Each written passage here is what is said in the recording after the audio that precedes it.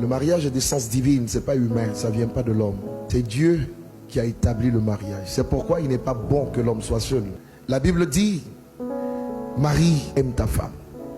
Aimer sa femme, c'est la chérir, c'est la chouchouter, c'est la cajoler, c'est prendre soin d'elle. Arnaud, regarde Linda dans son voile. Elle est belle, elle est maquillée. Tu vois, ici, comment ça s'appelle ce genre de maquillage? C'est un crayon. Ici, elle a mis encore un autre crayon. Tu as un fond de teint.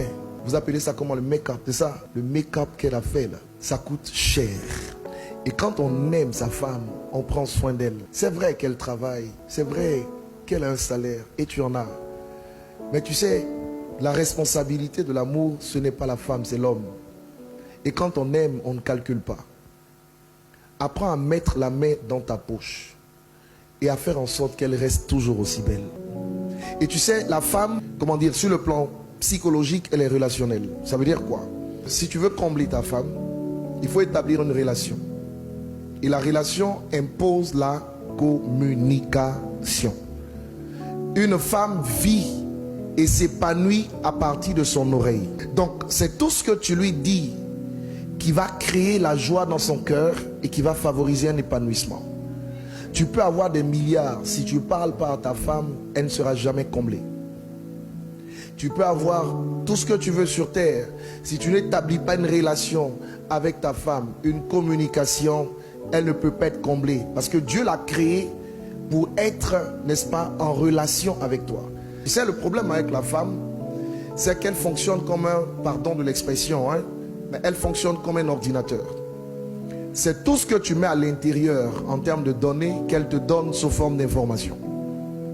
Donc si tu mets à l'intérieur de bonnes données, tu auras de bonnes informations. Malheureusement, ce qui échoue parfois à ce niveau-là, ce sont les mauvaises données qu'ils mettent à l'intérieur. Tu sais, si tu sèmes l'amour dans la vie de ta femme, elle va te donner l'amour, mais de façon multipliée. La femme, c'est pas additionner, elle multiplie tout. C'est ce que tu mets en elle qu'elle te redonne. Et si tu mets en elle l'amour, elle va t'envahir avec une tempête d'amour. Mais si tu commets l'erreur de mettre en elle des injures, tu ne pourras pas t'asseoir à la maison. Écoute, pour que ta femme se soumette à toi, la Bible te dit que toi, tu dois l'aimer. Donc il y a une responsabilité partagée. Si tu ne remplis pas ta responsabilité, c'est pas elle qui fera la sienne. C'est toi le chef de famille. Et c'est à toi de l'aimer en premier. D'accord? La femme a besoin d'un sentiment de sécurité. Donc fais en sorte qu'elle se sente en sécurité quand elle est avec toi. C'est à cause de ce besoin de sécurité qu'elle porte même ton nom. Linda, c'est ton tour. La Bible dit que tu dois te soumettre à ton mari. La soumission, c'est quoi? C'est pas l'esclavage. La soumission, c'est le respect. C'est tout ce que ça veut dire. Ça veut dire, femme, respecte ton mari. Tu sais, tu peux tout donner à un homme. Tu peux tout lui donner. Mais s'il ne sent pas que tu le respectes, il ne peut pas être comblé. Donc, il aime ça. Il faut lui donner ce qu'il aime pour qu'il soit épanoui. Tu as compris? Maintenant, il y a une deuxième chose dont l'homme se nourrit. Ma fille, parfois, ton cœur est couché à côté, son amour est là, et puis il est 2 heures du matin, et puis lui-même, il ne maîtrise pas certaines choses. Il se retrouve dans ses conditions normales, c'est pas anormal, normales de température et de pression. Et il va dire, mon amour.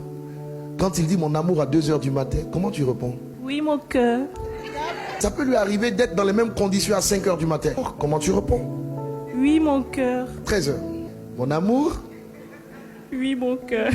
Vous savez, quand les gens se marient, il faut leur dire ce qu'ils vont rencontrer dans le mariage. Il ne faut pas leur enseigner la foi. Ça n'a pas de sens, dans un certain sens. Même si la foi est nécessaire partout.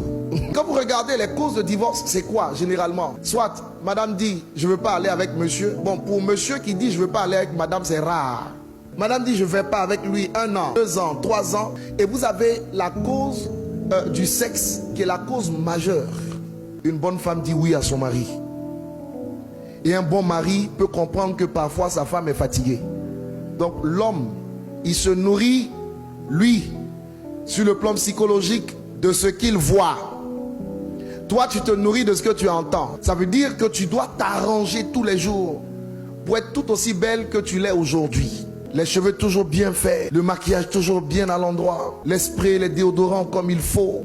Tu dois toujours être prête pour accueillir ton mari. Quand tu sortiras de chez toi, tu es une femme mariée. Il y a des parties de ton corps qu'on ne doit pas voir, qui sont réservées uniquement à ton mari. Mais s'il te plaît, Linda, Quand tu es à la maison, ne t'habille pas à la maison comme tu t'habilles dehors. Ton mari doit être capable de voir ce que personne d'autre ne voit. Une femme sage a deux faces. Il y a la face du dehors et la face du dedans. Quand tu es avec ton mari chez toi, ma fille, s'il te plaît, ne va pas me mettre une robe qui part du cou jusqu'au bout des orteils. Arnaud doit voir que Dieu t'a donné de belles jambes. Arnaud doit voir des choses que personne d'autre ne peut voir. Et il doit se réjouir en voyant ces choses. N'oublie pas, il fonctionne par les yeux. Donc tu dois lui en mettre plein la vue. Une bonne femme a un vêtement dans la maison qui est différent du vêtement du dehors. Elle a même une troisième dimension. Un autre vêtement dans la chambre à coucher. Là-bas, il ne faut pas aller attacher des pagnes. Ne fais pas ça. Tu es trop jeune pour ça. Il y en a parfois qui vont dans l'intimité. Elles portent des joggings. Sur le jogging, elles vont mettre un jean. Sur le jean, elles vont attacher un pagne. Sur le pagne, elles vont attacher un kimono. Le pauvre monsieur, pour rendre visite à sa femme, il franchit des obstacles insurmontables. Il y a des vêtements adaptés. Et tu les connais. Les nuisettes et tout ce qui va avec. Tu vois, aujourd'hui tu es entré dans le mariage, c'est une victoire. Mais rester dans le mariage, c'est un autre championnat qui commence. Oui, il faut dire ça. Surtout quand elles sont chrétiennes, ils sont chrétiens. Quand tu t'es marié là, ce n'est pas fini. C'est une victoire que tu as acquise, mais il y a un autre combat dedans. Voilà, donc il faut agir de façon sage pour rester dans cette victoire. Je vous dis une dernière chose et puis je vais vous bénir. Écoutez-moi bien. Arnaud, pour que tu puisses gagner ta femme, il faut gagner son cœur. Aimer, c'est gagner son cœur. Et quand tu gagnes le cœur de ta femme, et si tu réussis à gagner son cœur, tu gagneras son corps. Ne cherche pas à gagner le corps si tu n'as pas gagné le cœur. Linda, tu veux gagner le cœur de ton mari? Ne cherche même pas à gagner le cœur. Gagne le corps et tu auras le cœur. On ne se marie pas pour être heureux. On se marie pour rendre l'autre heureux. Et si tu le rends heureux et qu'il te rend heureuse, vous vous rendez heureux. Vous êtes heureux.